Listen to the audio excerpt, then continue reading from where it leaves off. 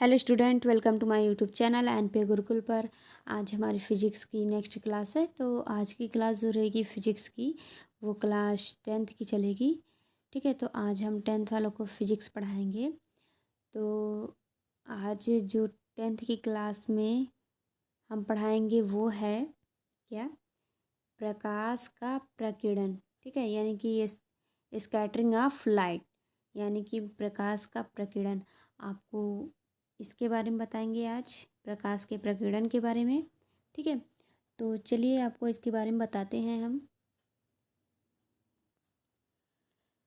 तो देखिए, प्रकाश का प्रकीर्णन।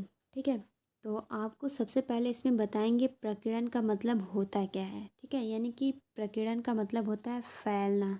ठीक है, प्रकीर्णन का क्या मतलब होता है, वो उसका मतलब होता है फैलना।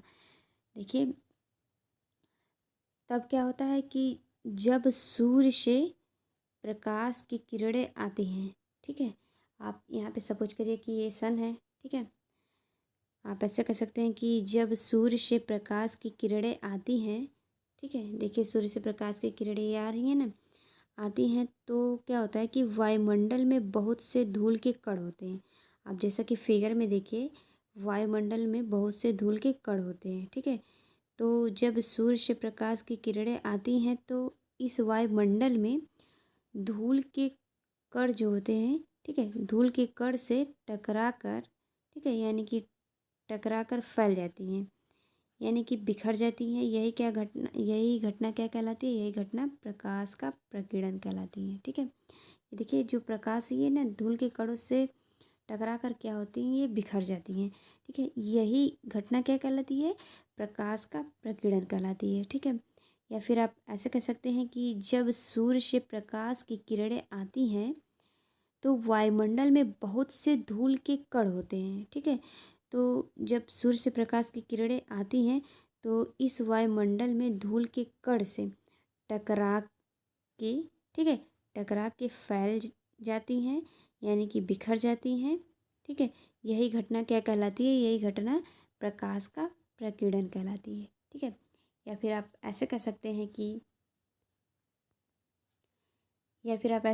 हैं कि जब प्रकाश, ठीक है, किसी ऐसे माध्यम से गुजरता है।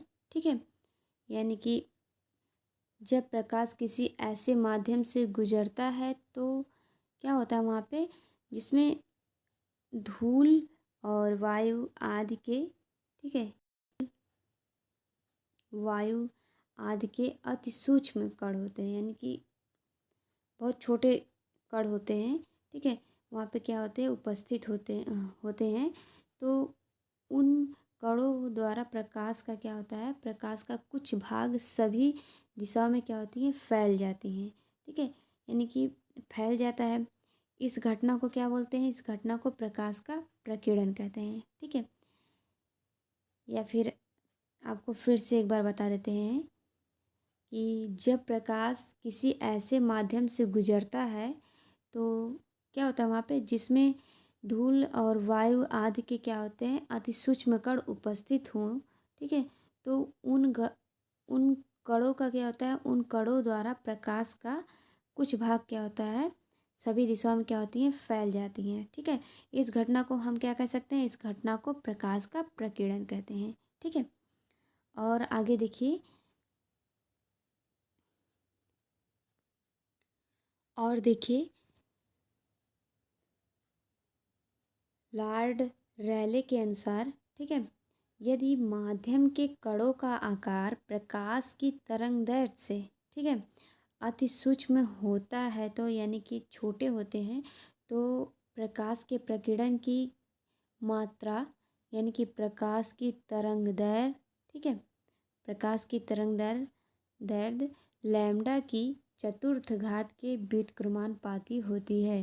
ठीक है, अर्थात आप ऐसे कर सकते हैं कि यदि माध्यम के कणों का आकार प्रकाश की तरंगदैर्घ्य से छोटा हो तो प्रकाश के प्रकीर्णन का मान क्या होता है, 1/λ⁴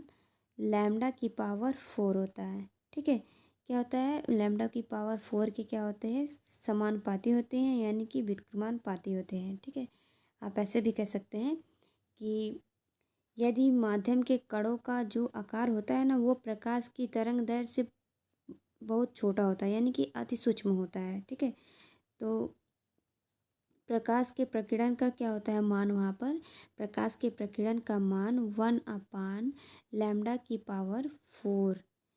के क्या होता है, समानुपाती होता है। ठीक है, यानी कि आप ऐसे कह सकते हैं कि यदि, ठीक है, लॉर्ड रैले के अनुसार आप ऐसे कह सकते हैं कि यदि माध्यम के कणों का आकार प्रकाश की तरंग दैर्ध्य से अति सूक्ष्म होता है तो प्रकाश के प्रकीर्णन की मात्रा जो होती है प्रकाश की तरंग दैर्ध्य लैम्डा की, ठीक है, लैम्डा की क्या होते हैं, चतुर्थ घात के व्युत्क्रमानुपाती होती है। ठीक है, अर्थात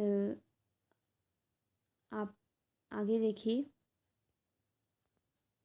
देखिए हमने ऐसे बताया कि यदि माध्यम के कणों का क्या होता है आकार प्रकाश की तरंग दैर्ध्य यानी कि लैम्डा, ये जो है ना, ये प्रकाश की तरंग दैर्ध्य है, ये लैम्डा है, लैम्डा से छोटा हो तो प्रकाश के प्रकीर्णन का क्या होता है, प्रकाश के प्रकीर्णन के